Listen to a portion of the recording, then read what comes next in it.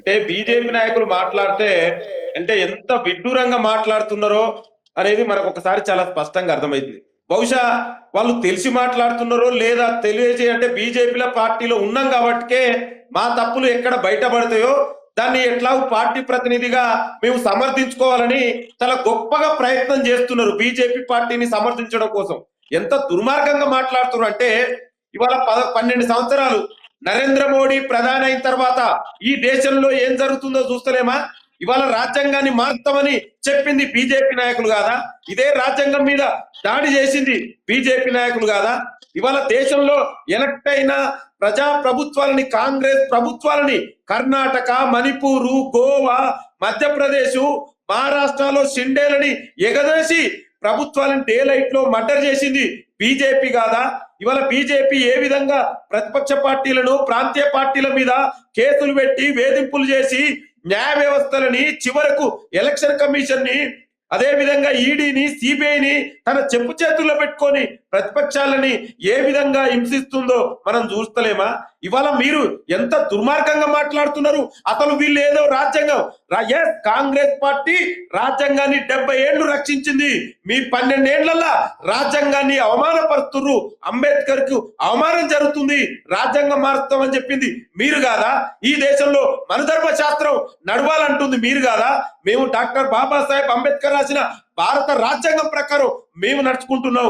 మీరేమో RSS, BJP మనుధర్మ శాస్త్రం ప్రకారం ఈ దేశం ముందుకు పోవాలంటుంది మీరు కాదా? మీరు మాట్లాడితే ఎట్లండి? కనీసం మాట్లాడే నైతిక అర్హత ఉందా మీకు? ఏ ముఖం పెట్టుకొని మాట్లాడుతున్నారు? దేశంలో ఏం జరుగుతుందో చూస్తలేమా?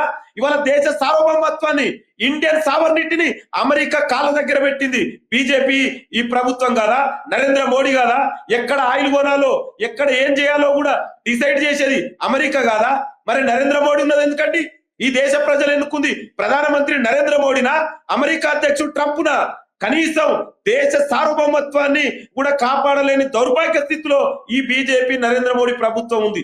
మీరు మాట్లాడితే ఎట్లండి? కనీసం ఆలోచించండి. ఇవాళ ఒక మిత్ర దేశం వినండి, వినండి. మీరు మాట్లాడేటప్పుడు నేను డిస్టర్బ్ చేయలేదు. నేను ఫస్ట్ వినండిగా, మీరు మాట్లాడేటప్పుడు నేను డిస్టర్బ్ చేయలేదు. మీరు వినండి. మీరు మీకంటే ఎక్కువ కూడా మాట్లాడతా. I can also speak more than you.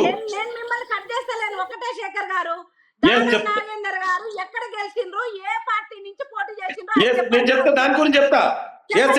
Shekhar గారు, నేనేమంటున్నా అంటే అరే దానికే చెప్తా, వినక్క విను. నేనేమంటున్నా ఆన్సర్ చెప్తారు సునీతారెడ్డి గారు. శేఖర్ గారు నేనేమంటున్నా అంటే అదే మా అక్కకు ఆన్సరే కావాలి, నేను చెప్తా. I'm ready to give answer. నేనేమంటున్నా, శేఖర్ గారు మెట్రో టీవీలో కూర్చున్న శేఖర్ గారు మా అక్కనో, నేను, మా రామ్మూర్తి అన్నో మేము కాదండి, మనం కాదండి డిసైడ్ చేసేది. అకార్డింగ్ టు ఇండియన్ కాన్స్టిట్యూషన్ ప్రకారం 10th షెడ్యూల్ ప్రకారం స్పీకర్ ఆమెనే డిస్క్రిషన్ పవర్, అంటే విచక్షణ అధికారం ఉంటది. స్పీకర్ గారు ఏం చూస్తారండి? హౌస్ లో జరిగినటువంటి కార్యక్రమాలకే స్పీకర్ బాధ్యుడు. హౌస్ లో ఎక్కడ కూడా బిఆర్ఎస్ పార్టీ నుంచి గెలిచిన ఏదైతే వీళ్ళు అంటున్నటువంటి ఎమ్మెల్యేలు దానం నగేందర్ గాని, కడియం శ్రీయర్ గాని, ఇంకా మిగతా వాళ్ళు గాని ఎక్కడ కూడా పార్టీని డిఫెక్ట్ చేసినట్టు ఆధారాలు, ఎవిడెన్స్ మాకు దగ్గర లేవు అని స్పీకర్ గారు రూల్స్ బుక్ ప్రకారమే నిర్ణయం తీసుకుంటూ, బయట నువ్వు ఏ పార్టీ కండవ కప్పుకున్నావు, ఎవరిని కలిసినావు అనేది స్పీకర్ కి సంబంధం లేదు. మీకు నచ్చకపోతే తీర్పు గోపర సుప్రీంకోర్టు ఉంది, హైకోర్టు ఉంది, కోర్టుకు పోండి, కోర్టులో ఛాలెంజ్ చేయండి.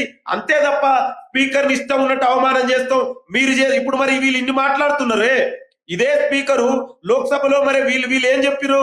ఇవాళ ఇన్ని మాట్లాడు లోక్సభ స్పీకర్ మేము అది ఇస్తలేమంటే ఎందుకు? లోక్సభ స్పీకర్ మరి ప్రధానమంత్రి చెప్పు చేతిలో ఉండా? ప్రధానమంత్రి చెప్పినట్టు నడుచుకుంటుండా? ఇప్పుడు మా అక్క ఒప్పుకోవాలి. ఇక్కడ ఏమంటుంది? ఇక్కడనేమో స్పీకర్ అట మేము చెప్పినట్టు నడుచు, మరి అక్కడ కేంద్రంలో లోక్సభ స్పీకర్ నరేంద్ర మోడీ చెప్పు చేతులుండా? నరేంద్ర మోడీ చెప్పినట్టు నడుచుకుంటుండా? ఇవాళ అంటే ఏం మాట్లాడతారక్క? మీ దాంట్లో మీకే ఒక క్లారిటీ తెచ్చుకోండి. స్పీకర్ మాట వింటుండా, వినట్లేదా? మరి దేశంలో లోక్సభలో ఎట్లింటుండు లేదా తెలంగాణకు? ఫస్ట్ మీరు క్లారిటీ తెచ్చుకోండి.